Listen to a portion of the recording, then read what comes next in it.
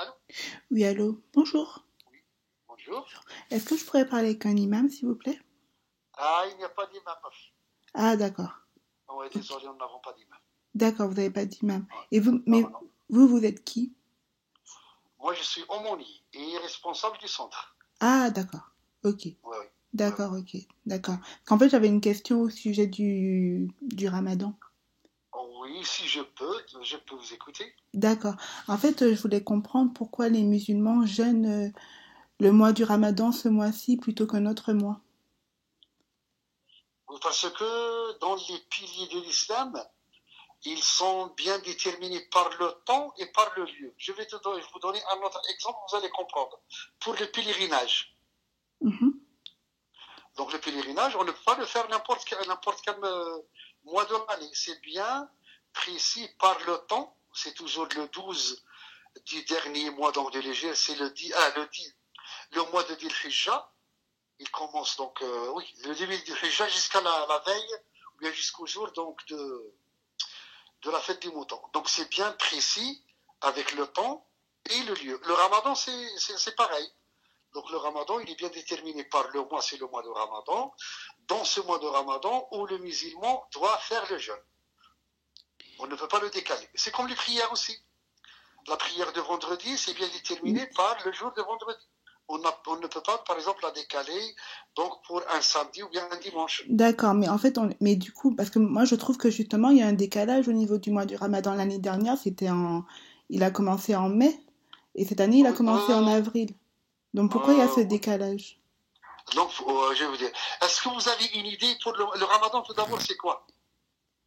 Est-ce que moi, C'est, ouais, oui, le ramadan, c'est un mois de l'année de l'Hégire. Donc vous voyez, donc il y a le système solaire, il y a 12 mois, donc vous les connaissez, janvier, février, mars jusqu'à décembre. mhm, Hein. oui, Et donc l'année solaire, elle fait combien de jours?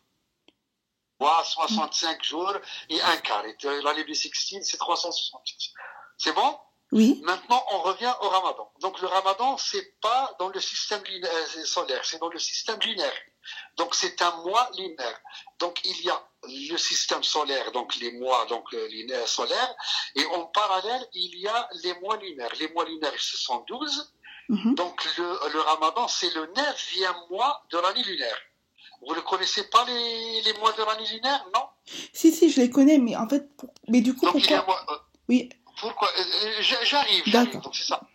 Et donc pour les mois lunaires, donc les mois lunaires ils font ou bien 29 jours ou bien 30 jours. Mais le problème, on ne sait pas à l'avance le mois il va faire combien. Comme vous voyez, toujours dans le ramadan, on attend la veille pour déterminer est-ce qu'il fait 29 ou 30. Mhm, Et donc, dans l'année lunaire, il y a 6 mois de 29 et 6 mois de 30. Si on fait le total, on ne trouve pas 365. On trouve 354 jours. Et la différence mhm. entre l'année solaire, c'est 365, moins les 354 de l'année lunaire, ça donne combien la différence? 11 jours. Et donc, chaque année, on perd 11 jours. Oui, donc chaque année vous décalez, mais vous décalez On d'11 décale de jours 11 pour jours. ça. D'accord. Mais Ouais. pourtant, dans le Coran, Dieu il parle de cette manière d'intervertir les mois et il dit que c'est un surplus de mécréance. C'est pour ça que je vous pose la Comment? question. Donc, J'ai pas compris votre question, laquelle? alors, Répétez. il y a un verset du Coran, le verset 37 de la sourate 9, où Dieu il dit que la manière d'intervertir les mois de l'année est un surplus de mécréance. Oui, mais ça rentre pas dans ça. Parce que quand on parle dans le Coran, on parle donc des mois donc lunaires. Mais C'est moi. pourquoi on prend pas le soleil comme calcul, puisque Dieu il nous dit que la lune et le soleil sont des mesures du temps précis. Oui, mais c'est à nous de faire ça. Donc il y a donc les astronautes qui font ça. Donc il y a les savants. Donc c'est pas à nous. Donc c'est pas donné à n'importe qui. Hein. C'est pas n'importe qui va expliquer ça. C'est une science. Hein. C'est pas donné à n'importe qui. Et donc pour nous c'est comme ça. Donc on suit le système donc linéaire, mais en équivalence donc pour la correspondance. Donc c'est une correspondance, c'est tout avec le mois solaire. Mais donc pour le calcul, on calcule sur la base de l'année lunaire. Je trouve que ça respecte pas les commandements que Dieu nous demande. Il nous, Si, on respecte. Donc il faut donc tout d'abord, parce que je vous dis une chose, pour interpréter un verset, on ne peut pas l'interpréter comme ça. Il faut des outils pour l'interpréter. Ah, On ne peut pas, par exemple, ouvrir donc le Coran, lire un verset et le commenter comme on veut. ben, Dieu il inspire à qui il veut, donc n'importe Oui, qui c'est peut se ça. poser la question.